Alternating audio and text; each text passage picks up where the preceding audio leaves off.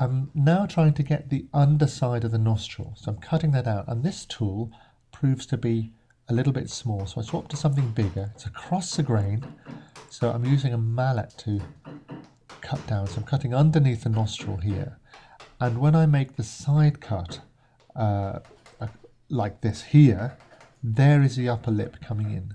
So that surface is the upper lip, and I'm marking the nose because I want to separate the nose from the cheek, and bring that line of separation down across the lower line of the cheek there to that point there. So now I'm carving away the top lip. I'm sorry this is a little bit out of frame, but you can see that surface there is the top lip here, and as I come down and remove wood from the cheek here and under the nose, that top lip will be present. So I'm working into that corner, but I'm not undercutting. That's quite important. It's a flat gouge turned upside down, skimming across the surface. But I have to go back to the leaves at the top, because what I found was that, of course, everything's relative. So in order for me to get a good line of the cheek at the bottom, I need to have it running down properly. So I take wood from the top leaves, the top cheek, and now I'm smoothing the leaves round and into where the eye is, the slicing cuts.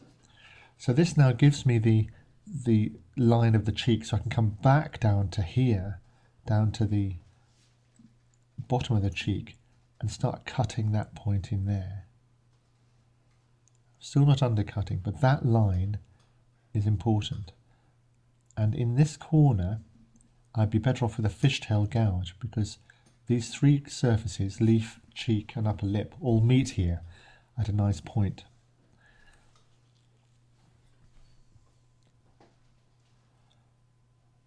Going back to the nose, and I'm going to deepen this so I can get that line from the nose down to that bottom corner we just looked at.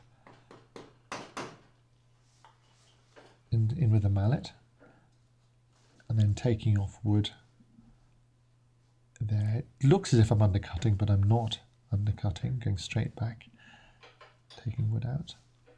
And then here's a fishtail gouge slicing into that corner,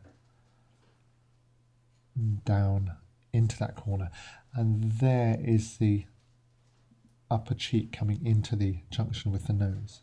Sorry, the upper lip coming into the junction with the nose. So that's an important place to get into. There are two very important points to make here. The first one is that this corner here, where the leaf and the cheek and the top of the lip meet, in this corner here, that's a very nice point. We want to preserve that.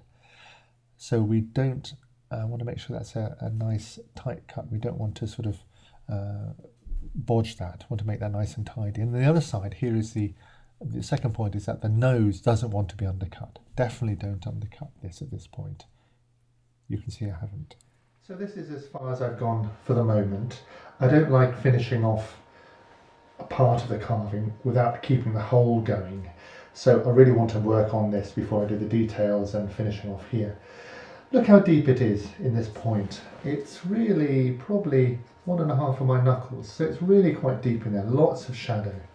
Nothing's undercut. This is square here, and the leaves are square, and this is all square, nothing undercut. It's important. We might need to take the nose back a little bit, so we don't want to undercut here.